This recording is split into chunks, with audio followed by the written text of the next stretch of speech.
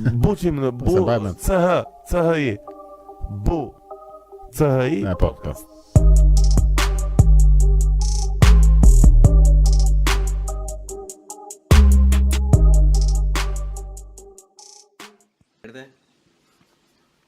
Mi si gjeta? Që kemi si je? Mirë, faleminderit. Si po të shkojnë punët, si po kalon Kosovë? Mirë, nuk është keq. Nuk është keq? A keni në Nuk që është keq. Është shumë nxehtë.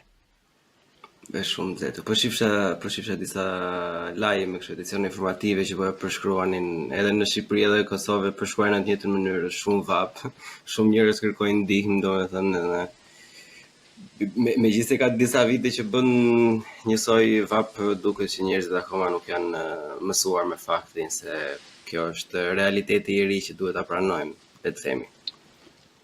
Ose po bëhet më nxehtë ose njerëzit e kanë imunitetin më të dobët. Se mund të ketë qenë që edhe nxehtësia ka qenë e njëjtë. Jo, që nuk bëva ki, allaj për zotin edhe ajo mund tjetë se njerëzit kanë edhe 101 halle, megjithëse edhe 101 halle ka pas dhe më përpara, kështu që. Nëse se cili qahet për atë vetë, kur është ftohtë thonë bo shumë ftohtë nuk rihet, kur është nxehtë është shumë nxehtë nuk rihet, kështu që. Më nihesh me nxehtë se me ftohtë. Normalisht. Unë kam në fakt, me thënë drejtën, më mirë është shtotë, sepse kur është shtotë, e ke parasysh edhe mbulohesh, mbështillesh edhe zë ngrohtë, kurse kur është vap, thjesht nuk e ç'a bën. You just give up. Shkemi si po të shkojmë punët? Mirë, kryesisht mirë, nuk është keq. Tu legjiza ne ekni. Po. Do bëjmë autobiografi të vogël se edhe shumë njerëz ose të paktën ata që më ndjekin mua nuk është se njohin shumë, edhe për mua e karakteri i si i ri, pavarësisht se të kam ndjekur edhe përpara në Twitter, por kam rënë përballë me punën vonë, domethënë, edhe vonë e kam kuptuar se çfarë është profesioni, jo direkt, domethënë. Me sa kam kuptuar unë një fotoreporter, le të themi. Po. E përshkruan në plotësinë e vet profesionin, apo jo? Po. Reporter me fotografi. Njeriu që raporton nëpërmjet fotografisë. Shumë bukur. Si është? Pse reporter me fotografi dhe jo reporter së gjithë tjerët? Pa fotografi. Unë bëj edhe raportim pa fotografi në kuptimin e asaj që shkruaj artikuj të ndryshëm ku nuk mundet me u bë fotografie. Mi po arsyeim se fotografinë e kam bashkë në fushën e profesionit është sepse fotografinë e dua, me tregu për tregimet e njerëzve, qofshin ato të rënda e të vështira, është gjithashtu pasioni jam që jo më interesum me u përpjek me përdor tregimet e njerëzve për me ngrit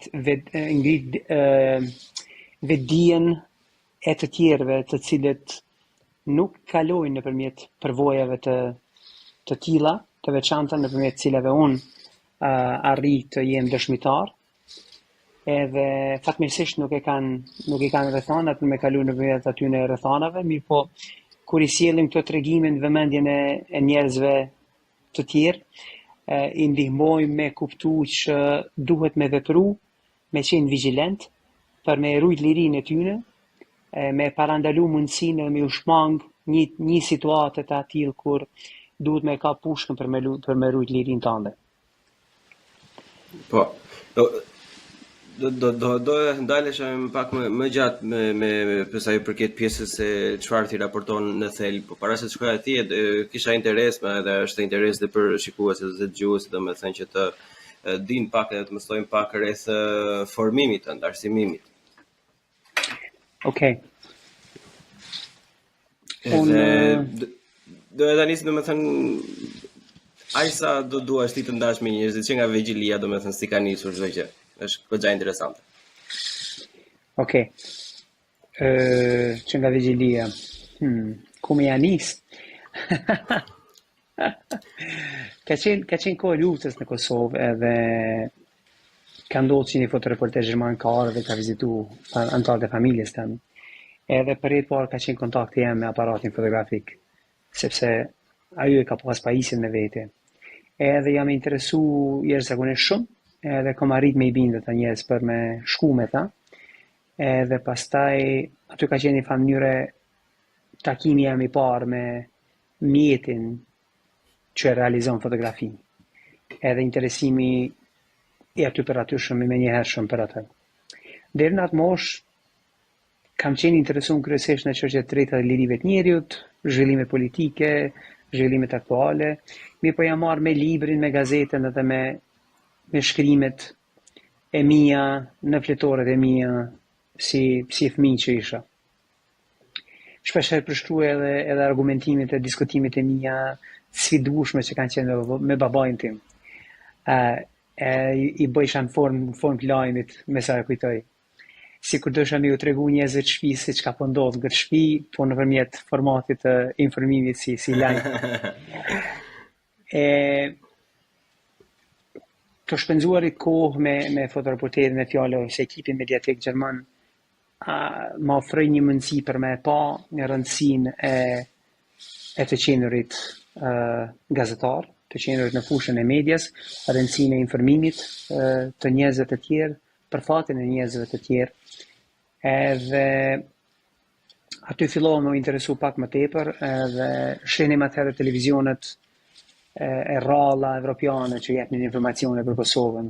E sa herë që jepnin informacione për Kosovën, isha jashtëzakonisht interesuar aq shumë sa që I kujtoja me saktësi fjalit që dilnin si informacione prej prezentuesve televiziv në edicionet e lajmeve, kujtoj Euronews, BBC, pastaj ka qenë edhe Arte TV dhe DW, Deutsche Welle e kohës.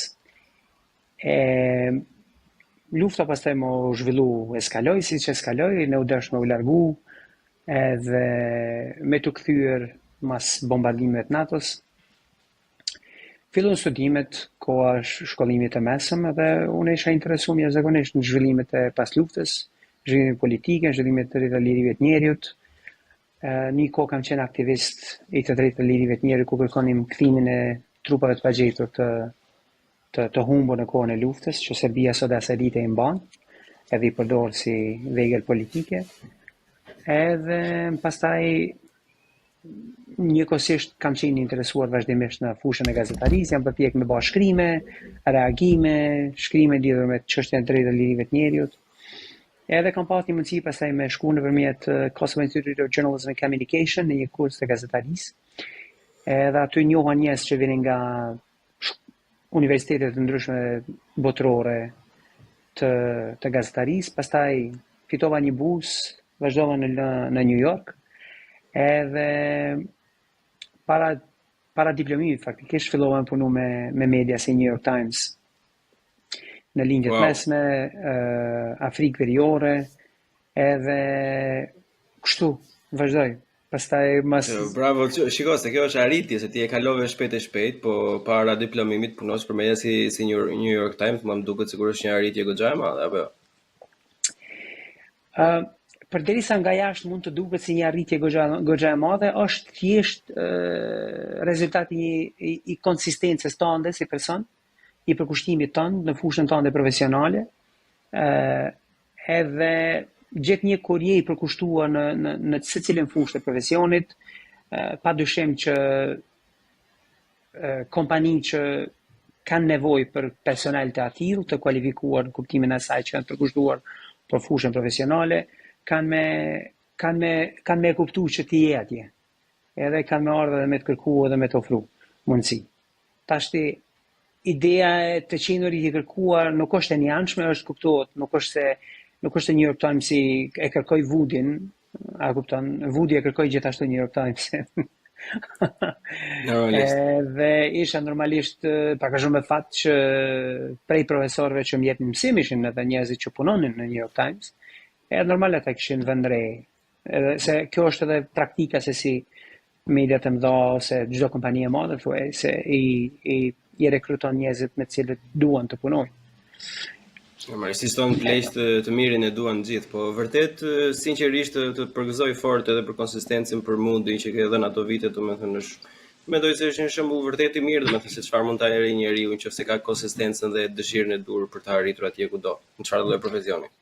Absolutisht. Unë kur kam qenë 14 vjeç, domethënë kur po vizitoj me prindër me idenë se çfarë do studioja. E kisha një gazetë në New York Times, në ato kanë qenë të mëdha gazetat. Me vete, edhe thash unë një ditë do të jem këtu, duke punuar. Mama nga është një ndjenjë spektakolare tashmë që e ke realizuar atë ëndër apo jo? Absolutisht, në fillim ka qenë, çush më thonë, very exciting. Po me kalimin e kohës, fillon gjërat më u qetësua, and I was like, okay, well, this is really nothing special. It's just another job like everybody else, and I should stand down and not try, a change in attitude, because I was young and, a little bit flying at the beginning, and I thought, okay, this is not cool. I'm trying to jump over the hoops and heaps.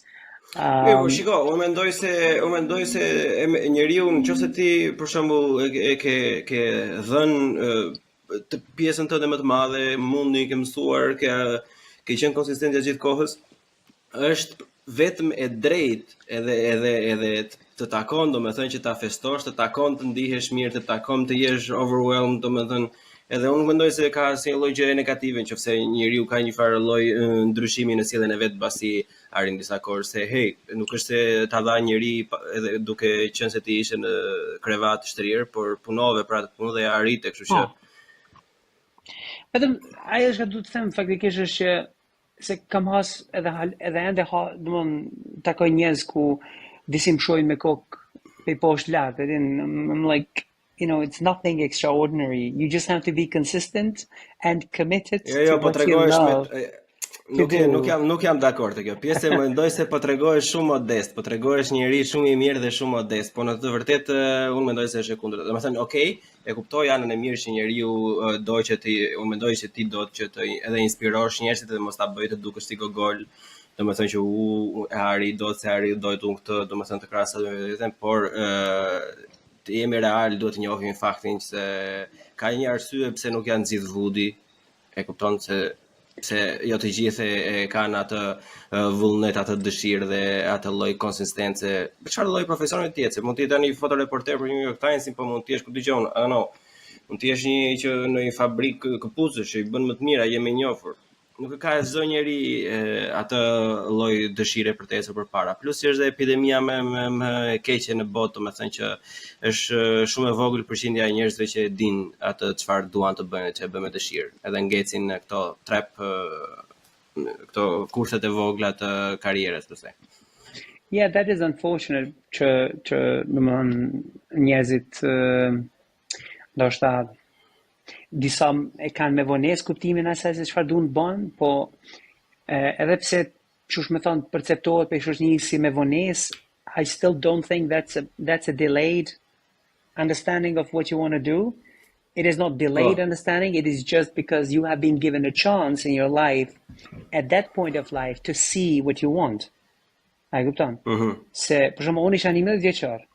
Mirë po, deri në ditën kur fotoreporteri gjerman erdhi në shtëpinë time, unë nuk kam di se fotokamera ekziston. Do you understand? So I came across. Duhet të jesh, domethënë, duhet të jesh i vëmendshëm në kohën e dur, në vendin e dur. So I came across and I just stumbled, I was like, wow, what is this? I want to know. And then I want to know more, and then I want to know more, and I was like, okay, whoa, so it consists with writing. Well, I am a writer, so it works. Po përputhen gjërat. Shiko, ndaj disa eksperjenca me to, se për mëdhe që ke qenë në Afrikë, në Afganistan, domethënë në vende të tjera. I mban mend të gjitha vendet ku ke qenë? But if you mention names, then I can say yes, I have been there, or I have not been there. Në Afganistan ke qenë? Po. E bëm një quiz të vogël. Afganistan po, Irak. Po. Siri. Po. Turqi. Siria ka qenë, mund të them në karrierën time, vendi që kam ndjetur më së gjati, edhe vendi që kam përjetuar më së rëndi, si kuptimin personal. Kam humbur 3 shok, kam pas diku rreth 5 herë jam bombarduar, për fat mirë kam shpëtu, Edhe dy herë kam qenë subjekti I rrëmbimeve. And a few other things which I still don't want to talk publicly about, but yeah. So, nga këto gjëra që kanë kaq të këqija, domethënë kaq horrible, ke ndonjë histori specifike që je I lirshëm ta dash? Pa në siklet, normalisht, edhe mund t'ja shkaloj, nuk ka problem fare.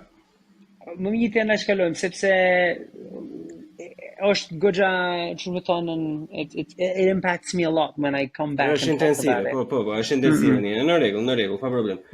Of course, I've gone through talking therapies about these issues and experiences, and it has been, you know, processed, but still I can see, ç'më thonë, kur flas me njerëz her pasere, ndonjëherë ndodh që vetëm I just want to throw it out because the conversation comes up, and then I'm just like stuck there and start crying, and you know, it's like swirling around. So probably we don't want to cry this time.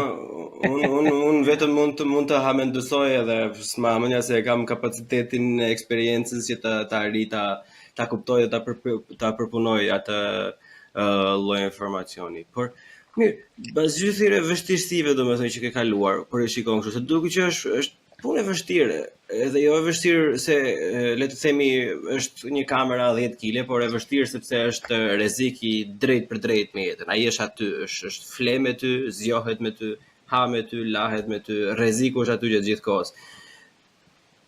Nuk të ka shkuar ndonjëherë në mendje të thoj që I really want to do this, është kjo gjëja që duhet të bëj unë, që duhet ta bëj unë këtë, apo ke thënë që who cares, unë do ta bëj këtë gjë, kjo gjë është për mua. As I grew up throughout conversations with my mother, I think she's been a very, very wise person. And often we had conversations such as she would say, well, you know, people live to die in a way. So life is kind of not really interesting in that perspective. That's one way to put it. Yeah. And I agree with her. But then, you know, it's like, but then we've exchanged those thoughts, and or like, but you know, but then there is a purpose to life for everyone, uniquely, individually. And then it's important for us to find that purpose that makes us feel completed, makes us feel fulfilled. And so by the time we live, it's important to live healthy as circumstances allows us to, but also to have a purpose in life, which makes life more interesting, which makes life, you know, a good reason to live. And that's, you know, at the beginning when I had these conversations with my mom, it was about 14, 15, and I'm not sure if I clearly understood then as much as I understand now, those, you know, conversations with her. Now it makes so much sense, because now I know that I don't really feel like I do have any other purpose in life other than doing what I am very passionate to do, you know, be the voice to the voiceless men, women, and children in the midst of war, where nobody hears them but us being there. Without us being there, nobody can hear them, you know, shouting, screaming, and crying, and exposing their sufferings to the consequences of war and political conflicts and the trade warfare, whatever is it happening. So, and then hopefully, and it not just hopefully, but it actually effectively happens, where help then comes in, you know, from other people who are sitting, I don't know, in New York, London, Hamburg, and elsewhere in the world where there is no war, but they read those stories and they think, wow, I can help and I want to help, you know, and then they go and find ways how to help. And then there are other people who are, you know, making possible for the help to go through. So, you know, as important as I am, as important as the person whose stories we are telling is, as important as everyone else around the circle of life is. You are important when you read that story and decide you want to help somehow by either spreading the word, telling your friends, or sending some money, or sharing a story.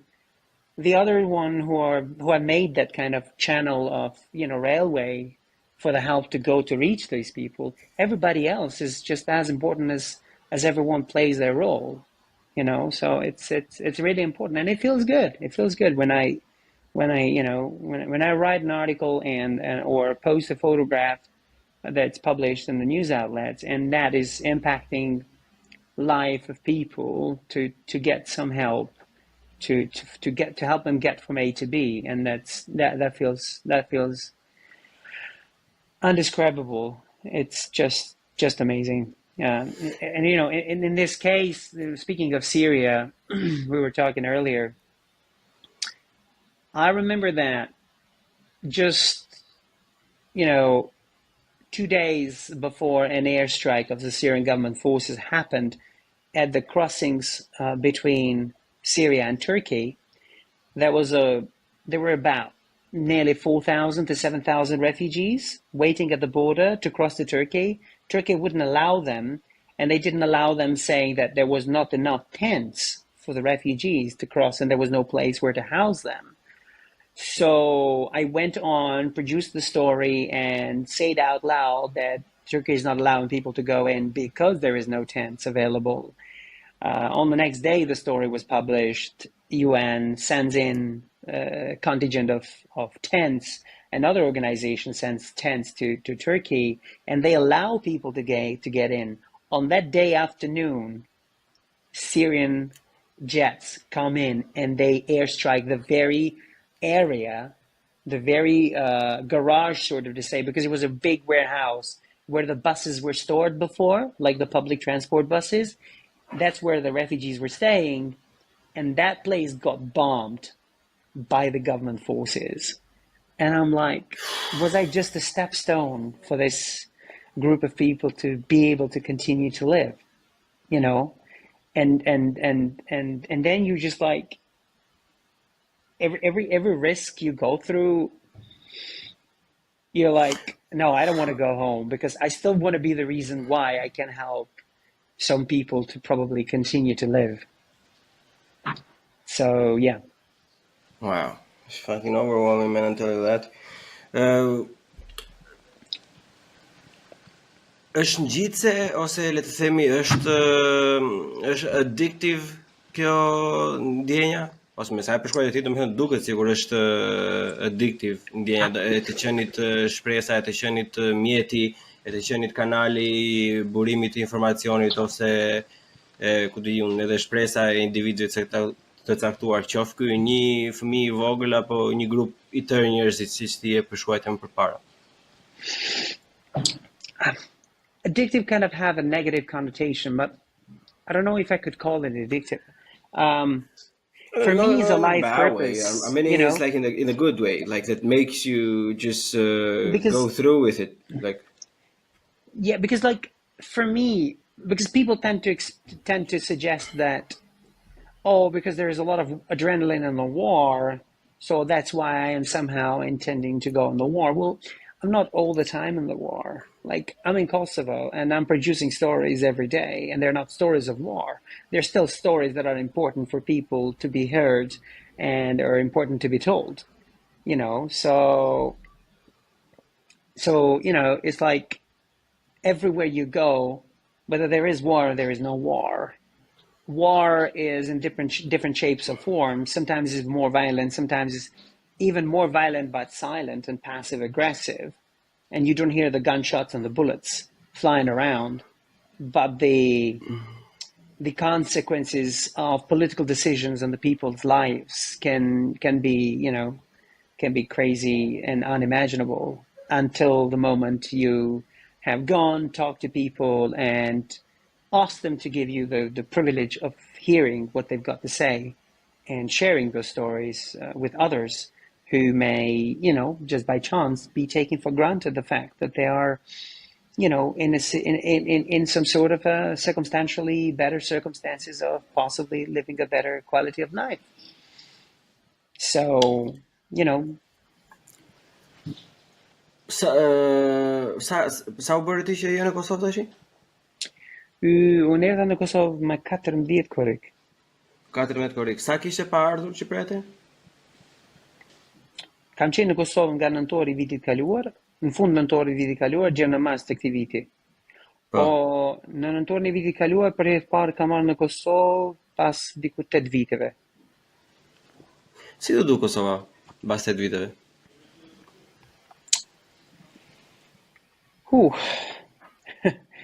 Plain. Hard. Plain. Better than I left. Better than when I left, of course. I could see young people are a little bit more advanced with their way of thinking, are more independent, and that's great. I can see that they unfortunately don't have much opportunities. That's because of the isolation, and that's because of the 20 years rule of organized crime in the country. It has devastated pretty much every core of society, and educational quality and healthcare support and all, service and all that are not really at place. And that comes consequences with that. And it's 2 decades consequences that are still hitting the very face of the people that are living here. So, it's gray, black and white, sometimes blue, sometimes red, sometimes green, but it's good because I'm seeing more colors now, and I can see that Kosovo has a chance to move forward, and there are obstacles in the progress, there are obstacles in the way, but I guess there's always going to be stones in the road, so all you got to do is stick to the road and kick the stones around. Cila është marrëdhënia jote me Shqipërinë dhe le të themi pak më gjerë me shqiptarinë në përgjithësi?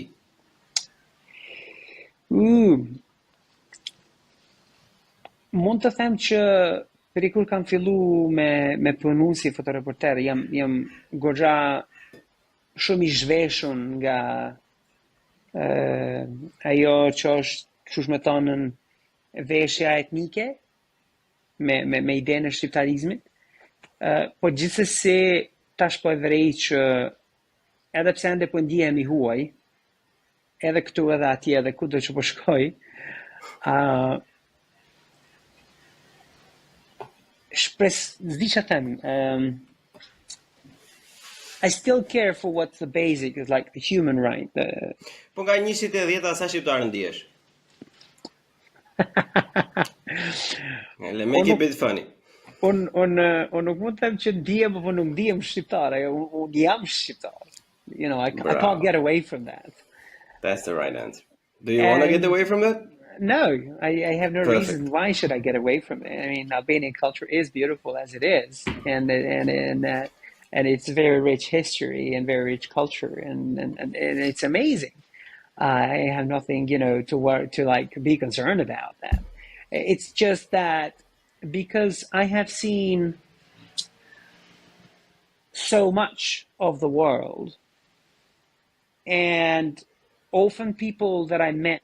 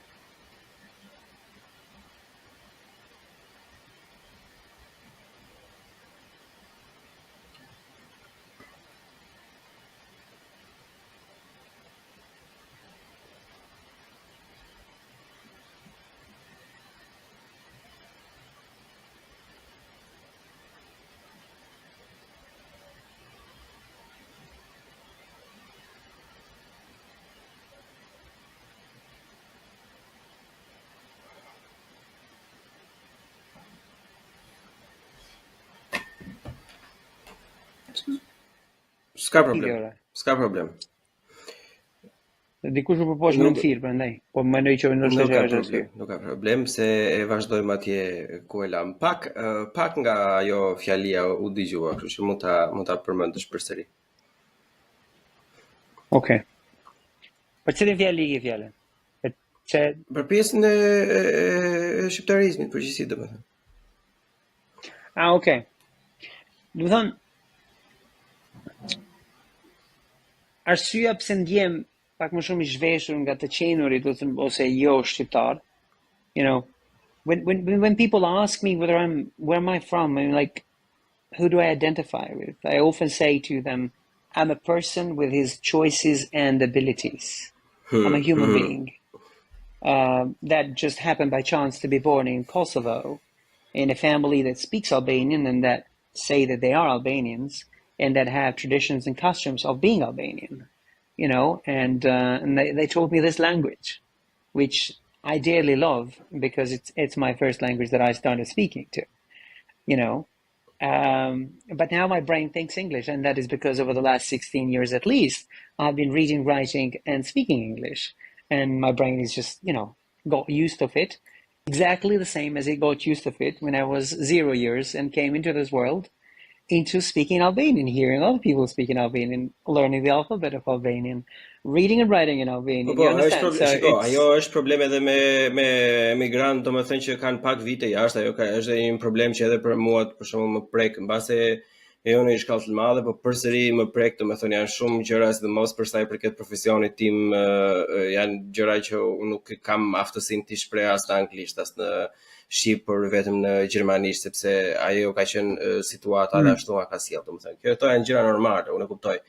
Po duke kështu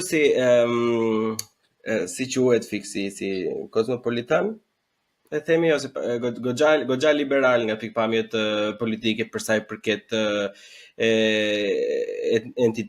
etnitetit dhe përkatësisë, domethënë. Si e përkufizon veten ti për sa I përket pikpamjes së politike? Normalisht tim je reporter dhe normalisht reporteri është diku asnjë anës dhe mundohet të kapi atë faktin objektiv të zhveshur nga nuancat, por gjithsesi ne kemi një defekt të gjithë si qenie humane, që jemi njerëz edhe normalisht njerëzit kanë opinione dhe dëshira. Ma ha mendja edhe ti ke deri diku ato dëshirat e tua dhe pikpamjet e tua. Well, you know, I could say I align more with social democracy. But I'm also quite liberal, you know.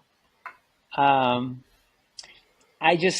don't know. I just wish that each and every human being that lives on this earth had the opportunity to have a decent housing for what they want, had the opportunity to have a decent quality of living, as in like find the work they love to do and get well paid for it, not just paid to survive, not just paid in a life and enforced in the lifestyle of live to work and work to pay bills, but get paid properly. And so, you know, if they want to have a weekend in Paris with their friends, they can afford to have it. They don't have to think how much does it cost.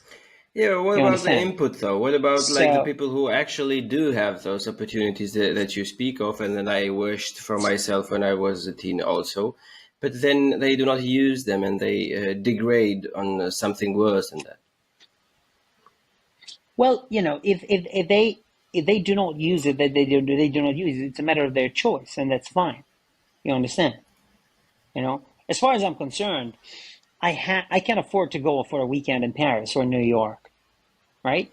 But I make choices. I have to make choices in life, and then I say, well, you know, for me, more important is now to focus on this particular story that I've come across and that this particular individual or family have given me the privilege of the right to go and hear their story and share it with the world. So, you know, it's what makes my life purposeful, what makes my life joyful to live, against going for a weekend in Paris.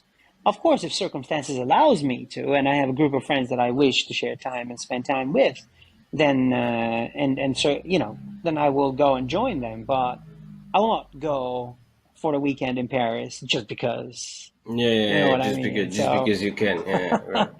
And I'm sure equally every other individual that have found their way of living, their purpose to life, the things they love to do, I'm sure they will not make choices just because. They will make choices because they do have a reason behind it, and they You love to would do that, think and so. that's You would fine. think so, but then the real life proves it's actually not of that. What, as I think about it, is that most of the people will actually do exactly the opposite.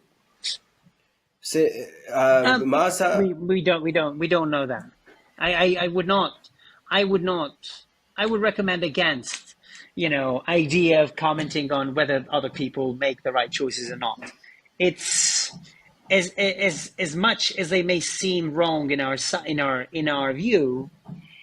Um, People have the reason why they do whatever they do, whether be it the moment of the circumstance that may have led them to do X, Y, Z, or it could be the lifetime journey that shaped their personality and their character to become who they felt like they wished to be. You know, as much as I love journalism, as much as I love photography, you see, my choice is not to become a commercial photographer or travel photojournalist who will be writing about travel stories about tourism, about, I don't know, beaches and entertainment and recreation and so on and so forth. I have chosen a specific path to pay.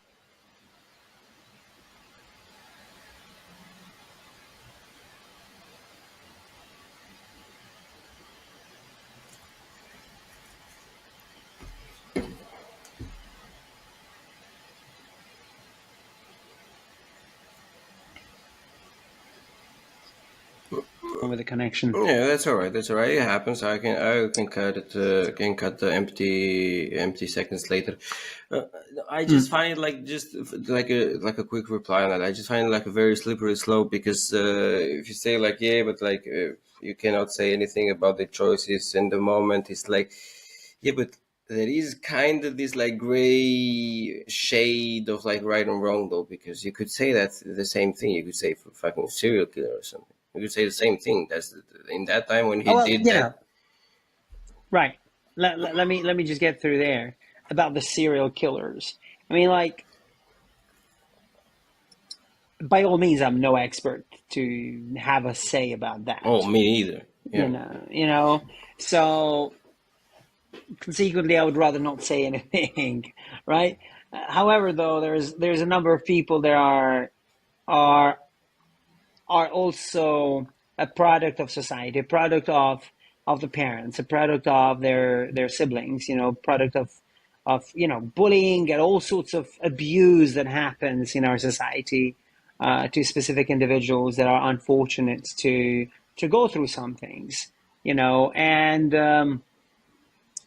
I just think that as a civilization, we should treat these people with the idea of that happened what it happened. They will face consequences of their actions, but also try to find a way to study and understand them of what led for them to become who they become, and Let me just try interrupt you for a to second. Do you believe that intervene. there is a percentage of people who are just like fucked in the head? Do you think that is a percentage of people who do not have any capability to know right from wrong? Do you think like It there could is a be. It percentage could of be. people like you at some point you have to take like personal responsibility, like not you personally, but like an XYZ example. Yeah, yeah, yeah, yeah. No, of course. I mean, look, sometimes often people think about me as being a nuts in my head choosing to go in the midst of war, right, where everybody is fleeing, you see, and some of these people don't really want to get further into the conversation about why am I going into war, you understand, and well, if they choose not to go further in conversation about why am I going to the war, it's their choice. They don't want to be informed. Um, but I do have the reasons, and I have explained them multiple times in my writings, and I can even elaborate that why, as I just did earlier. You Well, know, so but then it's again, choices makes us who we are, not our abilities, right? Am I able to shoot and kill another human being? Oh, of course I am. I can plan, I can think, I can strategize, and I can pull a trigger and pull a bullet in my gun and shoot someone. But do I choose to do that? I choose not to. Have I ever been given an opportunity and a yeah, chance but that in is what 28 makes a wars strong that person a I've good been? person. A strong person is when you have a capability. Then you become a good person by choosing not to do something to harm others, right? True, but then again, there are people who then may be forced circumstantially to pull a gun. You understand? For Papa. example, if you take the example of what led for the war to happen in Kosovo, it was nearly a decade of suppression and oppression coming from the regime in Serbia towards ethnic Albanians, until the day when the Serbian police forces started shooting at the protesters that were taken to the streets peacefully to protest. And then there were others who decided, well, I'm not going to go in the street and be beaten by a Serbian police officer for my right to exist. What I'm going to do instead, I'm going to get a gun and shoot them, right? So, yes, some could argue that these people are, oh my God, nuts in their heads and blah, blah, blah. But when you analyze what led to those circumstances for these people to be thinking this way, you can understand that, hang on a second, somebody pushed things way too beyond the borders, and some others were deciding that, well, it looks like there is no other way. And because we're trying peacefully, it's not working. International diplomacy is trying, it's not working. So, we got to pull the guns and defend ourselves against the aggressor. So that's the situation. And as much as it can be seen reasonable in the bigger scale, it could be the situation similarly also in the smaller scale. What could lead there? People could just have no ability to think otherwise how to resolve the problems. The nerve-wracking system of somebody oppressing you in a way that they shouldn't, it can just lead someone to think on a particular moment, okay, the shortcut solution is pull the trigger of the gun in the head of this guy or girl. And they do it, and it's terrible, and it's not acceptable. But these people do it, and they do mistakes. And yes, they should face with consequences of their actions. However, they should also be studied with what led for them to happen to be there, to come at that point. So then we, as a civilization, can take those findings and intervene into the curriculum of education, educating our families, educating our children, young generation coming from the primary school, to help them understand that the solution to any sort of problem is not violence, is not pulling a gun on Yeah, but someone, is not this, is see, not that. Vudi, that So only this works. takes generational change for things to happen and needs commitment. See, but that only works in a society that is functioning, that is well functioning. That will only work in France, that will only work in Germany, in the US. That wouldn't work in countries like Serbia or Greece or Turkey. That wouldn't work It there. would. But it Well, didn't it work with would, because, Kosovo, it didn't work with Bosnia, it didn't work with any of these examples.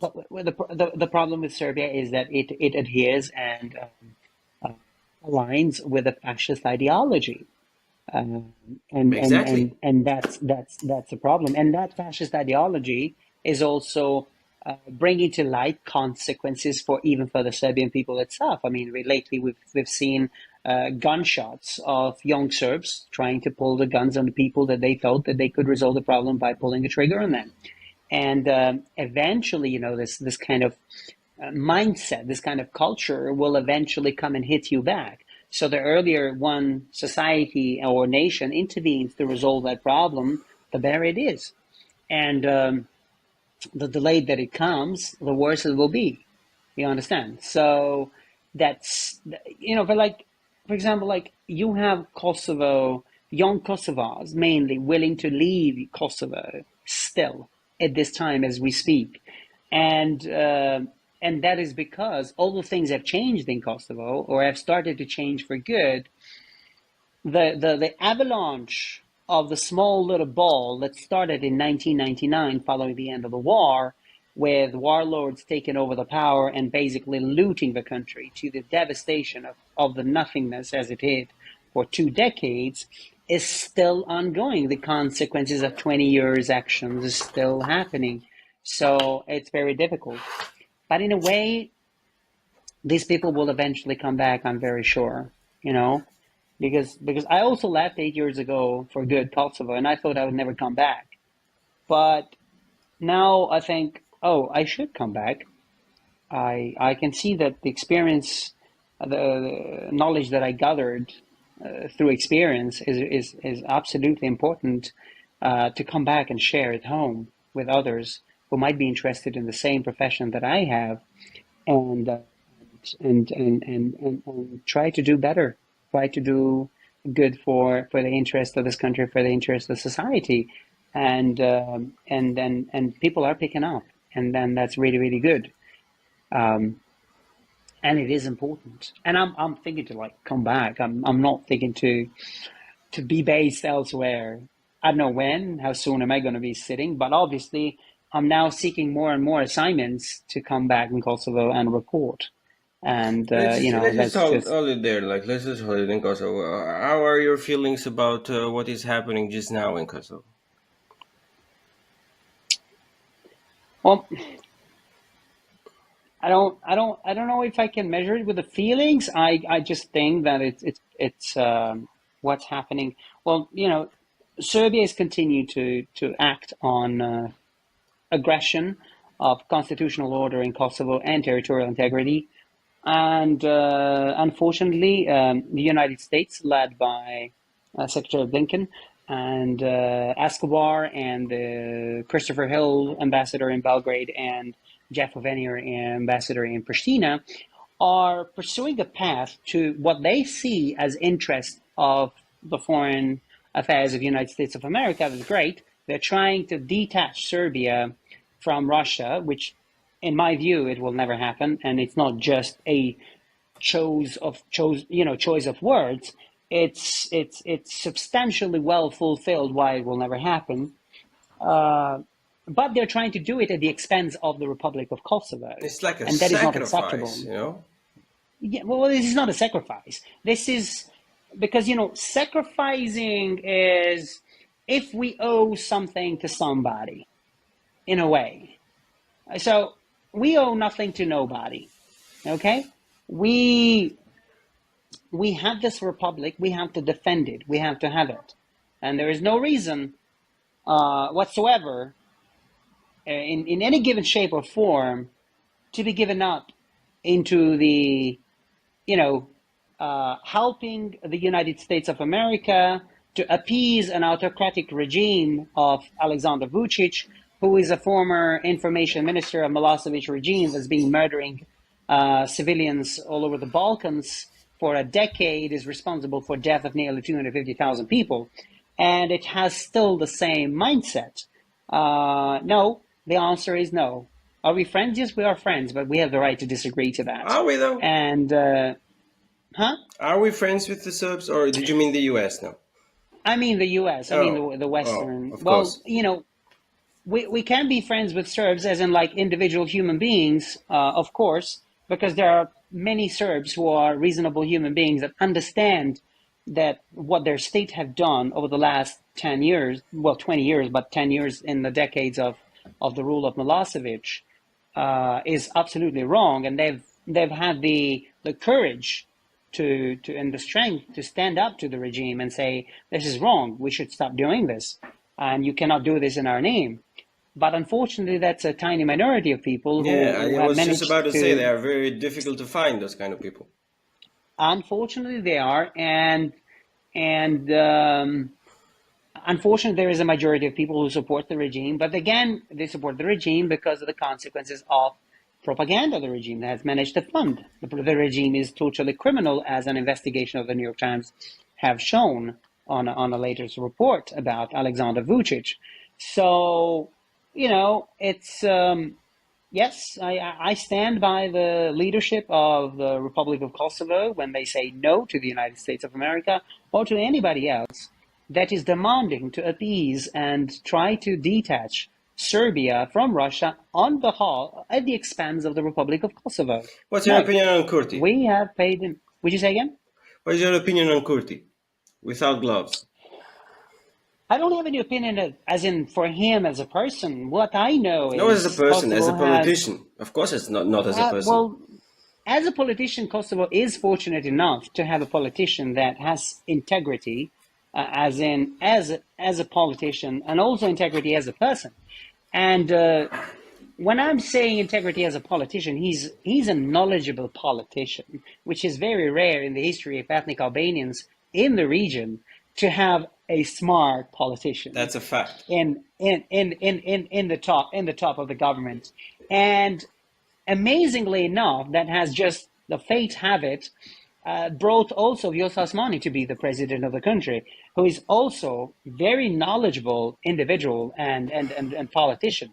And both these two people have integrity as people because they're not corrupt. If they were corrupt, the coercive U.S. diplomacy, as much as I know it very well over the last 16 years of reporting on the ground, and I know how they operate, they would have taken them down a long time ago. But they can't because there's no levers. They are not corruptible and they're not corrupt. And two, their strength and courage comes from their knowledge and their commitment into understanding what is their job description. Their job description is to defend the Republic of Kosovo and the people's interest who voted for them. So that's it. They're doing it. And I am very, very, to be honest, I'm very proud for the first time very good of the country Kosovo to see that, yes, we do have a leadership that do defend our interests when it comes to foreign affairs issues. When it comes to national issues within the country, I have my own, of course, criticism about healthcare. I have my own criticism about the quality of education. There's probably a lot more problems inside the country. But I also understand that the energy of the government or the leadership is mainly being taken now from those negotiations with Belgrade and the whole troubles that Belgrade is creating and instigating within Kosovo by conducting and committing to territorial aggression and constitutional aggression, with, of course, appeasement from the European Union and diplomats of the United States who are not elected officials. They're employed, hired officials. They're not elected officials of the United States of America. Some would say by the help of the Albanian prime minister also lately. By the help of Albanian prime minister. Oh, Edi Rama, he's a scandal on its own way, on its very own unique way. Please do explain. I mean, you can't. Albania is in no way in position to play the so-called neutral pair in this situation of political tensions in the region. Albanian prime minister has the constitutional obligation to stand by the interest of Albanians outside the territory of the Republic of Albania. And the Albanians outside the territory of the Republic of Albania are not just Albanians in Kosovo, but also are Albanians, ethnic Albanians in Preševo Valley, southern Serbia, where the government in Belgrade is consistently been nullifying the addresses of ethnic Albanians that live abroad, but they have their homeland in southern Serbia. And lately, they even changed the ownership of a land of a family because after they have nullified their address. That's ethnic cleansing, and it's happening in the daylight. And Albanian prime minister is chickening, he's got, I mean. Oh, he's not chickening. He's just a piece of shit. That's how he is. He's chickening because he's a corrupt official. He's got. Si themi në një fjalë, e ka bishtin në zonën me derë. Because, McGonigal case, that if United States of America wanted him down, he would have been down. So what he's doing is he's also playing by the course of diplomacy of demands of the United States of America. And the United States diplomats, if I may be more correct. Because, for example, Gabriel Escobar, as per my research and investigation, is an appointed diplomat of the United States of America. There's not, again, an elected official. He's not. His wife, art fairs are being funded by the Serbian government. There is corruption right there on the daylight. Hence why you repeatedly hear Gabriel Escobar saying, oh, we need an alternative government to Kurti. Kurti cannot hold hostage Kosovo. Excuse me, but Kurti has won 51% of the electorate. What are you talking about? Are you trying to organize a coup d'etat on a prime minister that is democratically elected by the people of the country? Or what is it you're indicating here? Well, it's Gabriel just like Escobar's them. That's how they operate. Family. Yep. There is also the Department of Justice of Foreign Agents Report records, which suggest that the family related individual of Gabriel Escobar, who owns LLC McGuinness Lotsbridge, are contracted with Milorad Dodik of Bosnia and Herzegovina to lobby on their behalf in DC. Things are quite deep there. Interestingly enough, on my research about Secretary Blinken, it turns out he's the owner of a multi-million-dollar hedge fund. And he's a Secretary of State for Foreign Affairs. And I can now only understand what Secretary John McCain said, what he meant actually when he said in the Congress in 2014 that, quote, in no given circumstance, people like Antony Blinken can be qualified to be on top of our foreign affairs because they will jeopardize our foreign affairs, foreign interest. They will jeopardize our geostrategical interest because people like him are corruptible and corrupt, and they are cowards. That's what Secretary McCain said at the time in the Congress. And I thought, well, what does he mean? And then I found out, well, hang on a second. Blinken is owner of multi-million-dollar hedge fund. You can corrupt these people so easy. Just put investment in their hedge fund. That's it. It's over to you. Isn't that the very fate of every empire which ever existed in this earth? Well, yeah. I mean, many empires fell. Many empires are going to fall. Do you think the US will fall? It might. I mean, since Trump administration is on its way down, and that is because of the double standards they constantly use and the course of diplomacy they constantly use. And will I be happy that they're going to fall? I don't think so. Why? Because there are many other powers ready to take the place of the United States of America. And I would not wish United States of America to fall. The reason why I would not wish it, because it's still in the principles of democracy, and we still as humanity have room to maneuver, have room to ask accountability, have room to hold them accountable. You understand? Meanwhile, if we have, let's say, Russia taking the place of the United States of America to lead the world, we are literally fucked up, because you will just be poisoned and die next week, or probably next morning. Same would be with China. You will just be, attacked with those star system that as soon as you violate the law, you will not be entitled to anything anymore to be able to live the quality of living here in is society. The saddest of all things. Here is the irony, because we are a nation, we are a people who are rooting for this empire to shine and never fall and blah blah blah, whatever comes with it. And we exactly are the same people who are being sacrificed or traded with for their other interest in case of Serbia or whatever they other have. They're just using as a token of trade. That's how I see it. No, they are trying to do it. They have not managed to do it yet.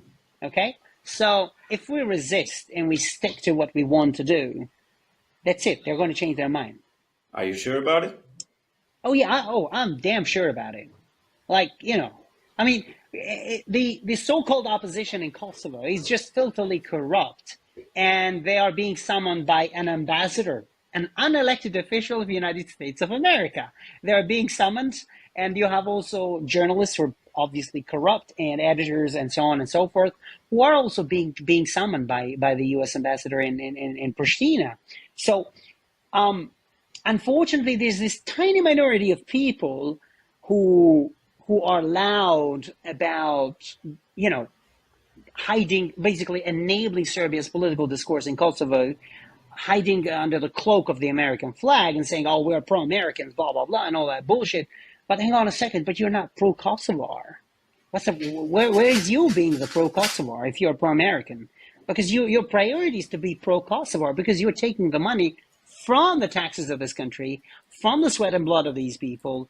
You are there in the position of power because these people voted you in. So you're accountable only to the people of this country.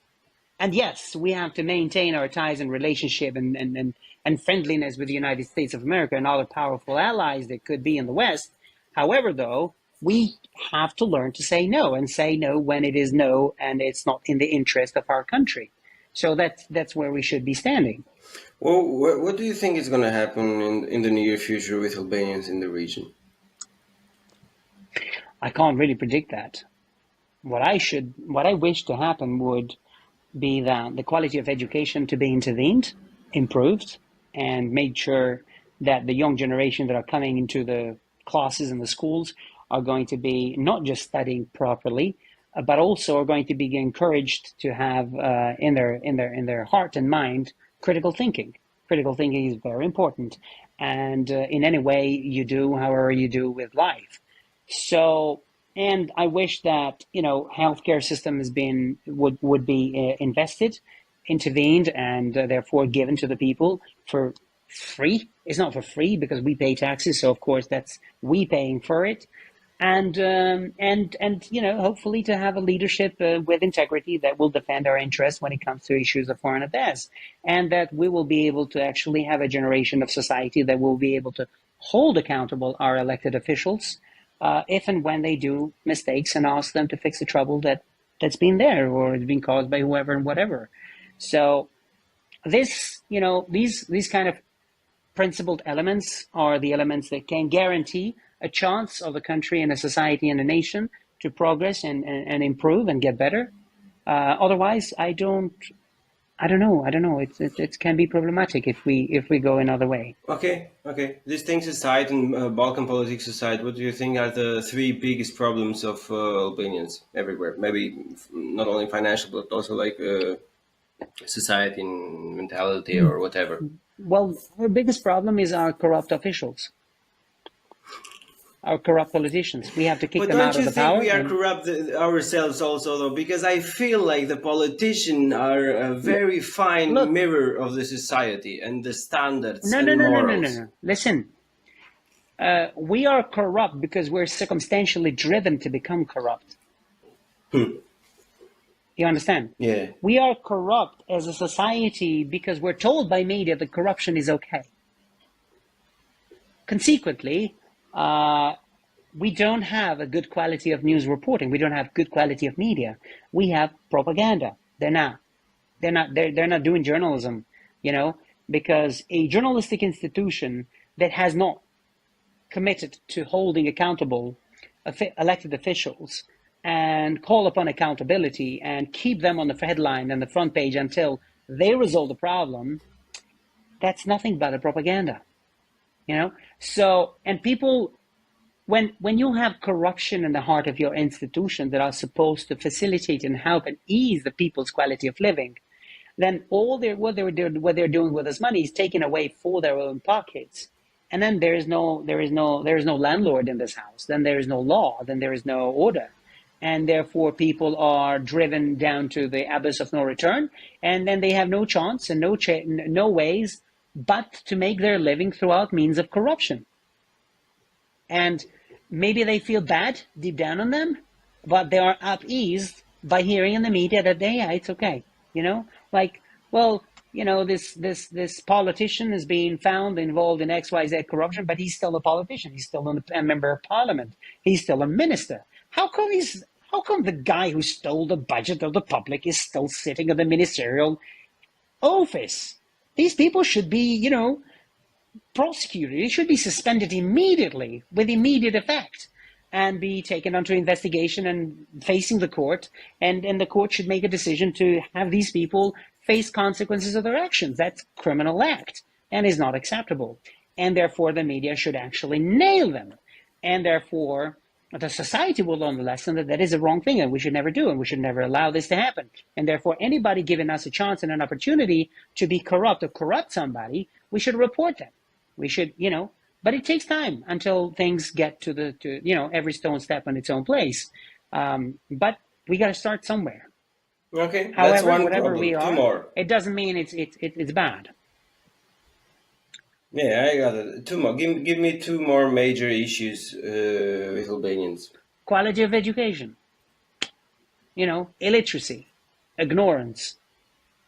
That's the second problem. It's a circle. It's interconnected chain with one another, and then and we need to have a good healthcare, and we need to convince and advocate and pressure the governments to get involved into investing into healthcare and quality of education, and things will roll out. Things will roll out. But again, the key to it is corrupt officials. It's the source of the problem. Okay, give me a third one. Commitment, maybe. Sometimes we just don't. Some majority of us just are not enough committed to things what we want to do and things what we believe. That Sometimes is something like I wanted to hear. Yeah. Some of our fellow Albanians say, "Well, do what I say to you to do, but don't do what I'm doing." And I'm like, wait, hang on a second. I'm curious to know, what are you doing? Wait if you're telling me that I shouldn't be doing what you're doing, but I should be doing what you're saying, because I can see you have some disagreements with yourself. You don't seem to be doing what you're saying I should be doing. So I want to know, what is it you're doing that you shouldn't be doing in the first place? Let's start there. Yeah, we're very interesting people like that. Yeah. Yeah, but wow. It takes generational to change. But it's never late, and whenever we start, it's good, and it's inspiring, and it's important to start, and it's courageous, and we should do it. For closure, I just want you to put yourself in a scenario. You're meeting an Albanian teenager, doesn't matter where from, of course, of our Albania, that is preparing to leave the country for a better future because there is shit and whatever. What would you say to a person like that? I'd like to have a conversation and ask why and what's their plan. If their plan is similar to what they could achieve in Kosovo, maybe I could just take their attention to say, maybe you could do this in Kosovo too, and avoid having to pay rent somewhere else. So, because in Kosovo you own your own house, so you don't have to worry about paying rent. And the language, you don't have to learn an extra language for, reaching out to X, Y, Z. I could just propose something, but it doesn't mean I would ask them to listen to my proposal, because every individual has the right to take a decision and is entitled to determine what they feel and how they feel and what they want to do about what they feel. And I do respect that. And it's perfectly fine if they choose they want to go. They're free to go. They should go. They should go. Last question. What do you think about the new law that they are trying to put through in Albania by holding hostage the diplomas of the medical students? Yeah, well, that's slavery. That's absolutely slavery. And if we can see it, and that should be abolished, that in no given way, I think Albanians should allow or accept that. Probably this should be the reason why they should rise up and kick out Rama of power. Just hang on a second. Fuck my phone. And